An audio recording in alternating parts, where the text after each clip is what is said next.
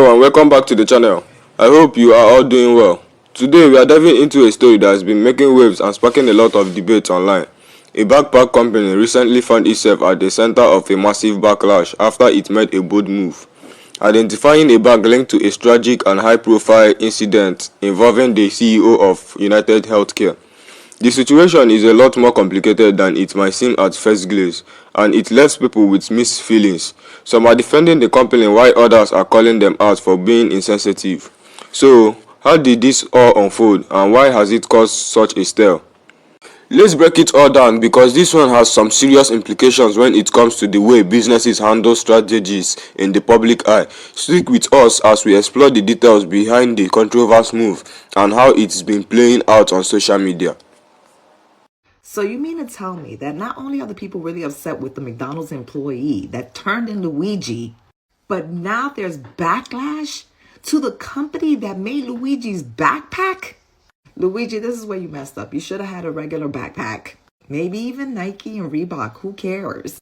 But you wore a high-end backpack in which the manufacturer was able to identify it as their own.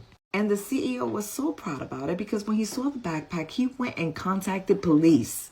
So let's be clear, there were hundreds of people that actually called the tip line because they identified the bag and gave that information.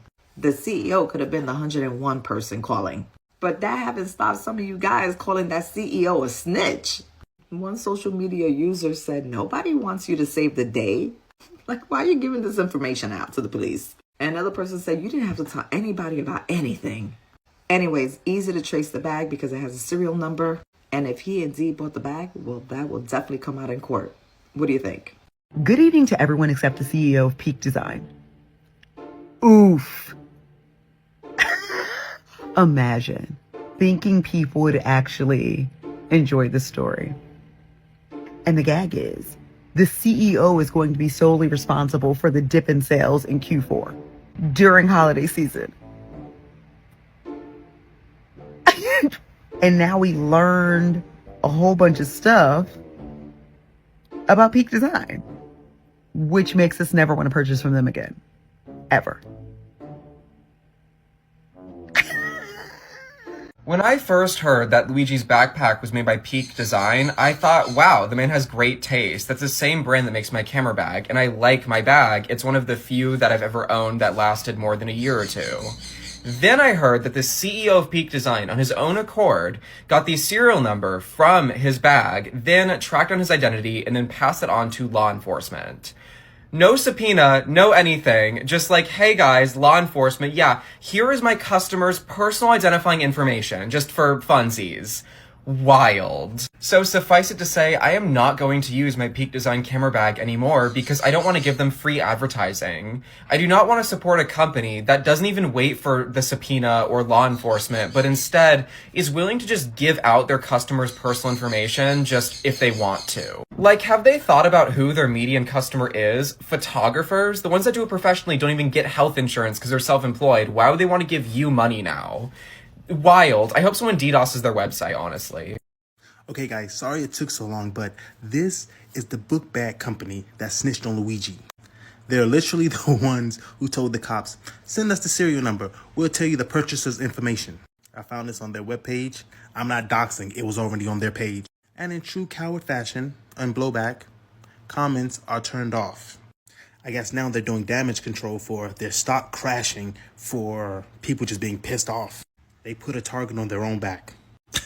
No pun intended. All right, this message is for the CEO of Peak Design or somebody in the company. Listen, I know that what you did was not done with malicious intent and you were just trying to help. But the fact of the matter is that when you help in the regard that you were trying to do, like I said, it could lead to the wrong suspect being arrested based on information that you give to police. And we also know that American society just loves to tear everything down. But you also know what American society loves? It loves redemption. So you can fix this whole situation and take all this negative visibility and turn it into a positive. And you can do it in simple ways. I am not a guy out here that wants to take down a small company based on a small mistake. But I want you to acknowledge the mistake and fix the mistake to the extent possible. So you do it very simply. And I don't know why you don't have a marketing team out in front of this, but this is how you fix it. you implement a policy that says we will not give any of our customers' information to police absent a subpoena or a warrant. Then you guys make a new backpack and you put deny, defend, depose on it. That shit would be so hard. I'd buy it. And the interlink and the interplay, I mean, you guys have an opportunity to make your company bigger than it is, rather than take all this negative publicity and just hide from it or try to tell or rationalize your explanations for doing what you did. The reason we have a jury system in the United States is so that the general public or the people living in communities where crimes are happening are alerted to the things that are happening in their communities. And the reality is companies do not understand judicial process. Most people, unless you've been through it, don't understand judicial process also. And you also just think the cops are on our side. And they're not. Not always. Usually not at all. So boom, make a backpack, deny, defend, oppose, change your policy, and then maybe donate a small portion of whatever you guys make from that backpack to the Legal Defense Fund or the American Civil Liberties Union or something like that. Simple. I'm not a guy that wants to take down small corporations. I'm a guy that wants to get policy changed so that it benefits everybody. And the intent behind what your company stands for could be shown drastically by doing that one thing. So make a Luigi version of the backpack, man, with deny, defend, oppose on it. And all's going to be forgiven. And you guys will probably make millions of dollars. And we will forgive the mistake that was made just because you thought you were doing the right thing. Okay, I don't know if you guys have heard yet or not, but the CEO of Peak Design ratted our boy Luigi out. Who the fuck is Peak Design, right? They are the makers of the backpack that Luigi had full of Monopoly money. The CEO of Peak Design saw a photo of it, knew it was his, called the police, asked for the serial number, and then told the police who purchased the backpack. So, Peak Design is on TikTok, everyone. So why don't you head over there and let Peak Design know how you feel about them ratting Luigi out. Okay, kids, have a good night. Oh my goodness, the power of one TikTok. So you guys know that Luigi guy, right? The vigilante or whatever for the UHC CEO? Get this. So there is a company called Peak Design. I'm just learning about this morning and I find it amazing. There's a company called Peak Design that designs like backpacks, bags, mobile gear, stuff like that, right? They saw the picture of the backpack on the news and realized it was their company that made the backpack, called the police station, asked for the serial number on the backpack, went into their system to find out who purchased the backpack, and turned Luigi in. The best part about it is the original person, I forget what her name is, I'm sorry, the person that made the original video about this, she literally sent everybody over to Peak Design because Peak Design has a TikTok, and Peak Design now has their comments turned off. I can only imagine the comments they received. Now, I'm guessing some of them were like, hey, congratulations, good job, thanks for helping out the police, right? But then on the other side, you have this whole side of TikTok that's like rooting for this guy for trying to take down the healthcare system in this country that's so broken and effed up. I don't know. What are your thoughts? I'm living that the Peak Design bag that are the patron saints of staying old business, Luigi Mangione was decided to allegedly wear during his alleged 25 seconds that were happening in New York. I'm not. But let me tell you, Peak Design grew. They had so much growth. I made a video about it. I wanted to know where that bag came from because I wanted to buy it because it was iconic for the moment that was happening right now in history. And it sounds stupid and it sounds materialistic, but that's just how it is, right? And then I went to go buy that bag. It was on wait list. Nobody could buy it because it was sold out because there were so many people who were emblazoned into the cultural moment of what's happening right now. The let them eat cake moment is happening, right? We're experiencing it right now. And they were so happy to take that growth. Ooh, you know they were. They were taking that bag literally multiplying it and just sopping it up.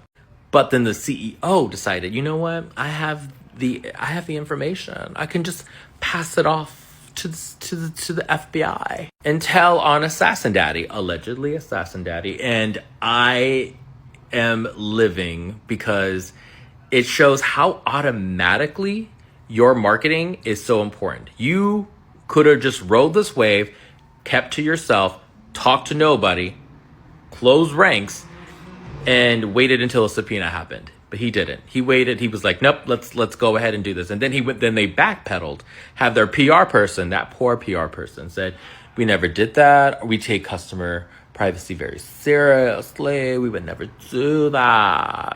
The delusion is in the room, and she is tap dancing on that man's face. It is hilarious.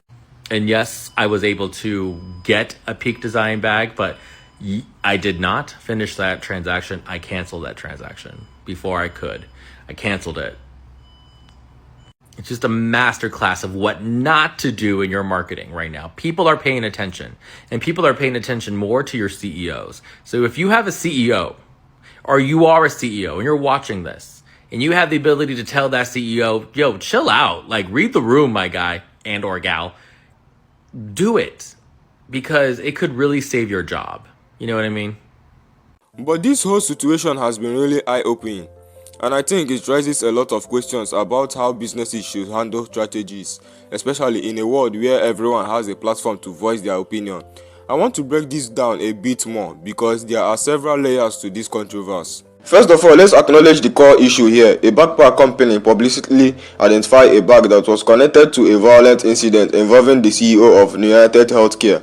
Now, at face value, it might seem like an innocent enough move. They are simply acknowledging the fact that the bag involved was one of theirs, and from a purely factual standpoint, it makes sense that they will recognize their product.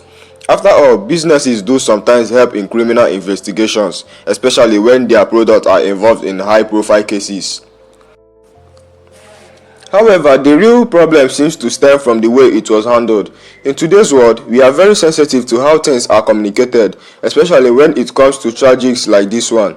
The company's decision to publicly call attention to the bag, particularly when the situation was still unfolding, did not sit well with a lot of people. It felt like they were using the tragedy to promote their brand, even if that wasn't their intention. One of the main reasons people are upset is because of the timing. The news about the incident was still fresh, and in moments like this, emotions are high. Families and communities are dealing with the aftermath of a traumatic event, and here is a company who has no real connection to the event itself suddenly coming out with a statement that essentially makes the whole thing about their product. People saw this as insensitive, even if it was simply an attempt to clarify that the bag was theirs. The issue with timing is so important here. The company might have been trying to help by identifying the bag, especially since it could play a role in an investigation. But when you post something like that during such an intense and emotional time, it risks making the company appear tone deaf or exploitative. It's not just about the facts, it's about how those facts are presented. In a tragedy like this, it's not the right moment to draw attention to your brand, even if you are trying to help. In fact, many people felt like it was a case of capitalizing on someone else's misfortune, even if that wasn't their intent. Another important aspect of this situation is the idea of brand association. When the company identified the bag, it immediately created a link between their product and a violent crime. For some people, that connection alone might be enough to tarnish the brand's image. Now, whenever anyone thinks about this backpack company, they might associate it with their shooting. That could affect their sales, public perception, and their overall reputation. No brand wants to be linked to something so negative. It's also interesting to think about how social media plays a role in all of this. Back in the day, if a company made a mistake like this, it might have been limited to a few news outlets or maybe a letter of apology to their customers. But now, everyone can weigh in instantly, and it's easy for the outrage to snowball. The company probably didn't anticipate the level of backlash they received. They probably thought they were simply being transparent. But in the world of instant reactions, the response can often be a lot harsher than expected. That said, there is another side to the story. We should also think about the company's intention might have been. Were they really just trying to help identify the bag as part of the investigation? It's possible. there is a reasonable argument to be made that they didn't mean to profit from the situation and that they were merely trying to cooperate with authorities. After all, in some situations, companies have been helpful by identifying their products in connection with criminal activities. So it is not inherently wrong from the company to have made the connection. But when you frame it as public statement and put it out on social media, it crosses into a gray area. On the other hand, there are those who feel the company was just doing what they could in a difficult situation. After all, if this was their product involved in the incident, why not come forward and clear things up? Transparency is important, and if they had stayed silent, people might have accused them of hiding something. So, from a legal or PR perspective, it might have made sense to make the statement, but again, timing and the way it was framed is everything. In hindsight, the company might have realized that a more substitute approach, perhaps waiting until more information was available, would have been better. I also think this incident highlights how quickly things can spiral out of control in the age of social media. The company probably didn't expect to become the focal point of this controversy. But once a post like that is out there, it's hard to control the narrative. People were quick to label them as opportunists, and that became the dominant story, overshadowing their original intention to help with the investigation. This is the kind of thing companies need to be cautioned about today. One poorly timed post can lead to a public relations nightmare. So where does this leave us? Well, I think it's a lesson for all businesses, especially those that deal with sensitive products or situations. It's a reminder that even with the best of intention, timing and tune are everything. What might seem like an innocent statement can quickly backfire if it's not handled with care. The company may have meant well, but the public's expectation is shaped by emotions, and right now, emotions are running high. In conclusion, I don't think this was an open and short case where the company was purely wrong or purely right. It's a complex situation with valid points on both sides. The company didn't intend to exploit the tragic, but they made a mistake in how they presented the facts. The backlash, though harsh, is understandable given the circumstances.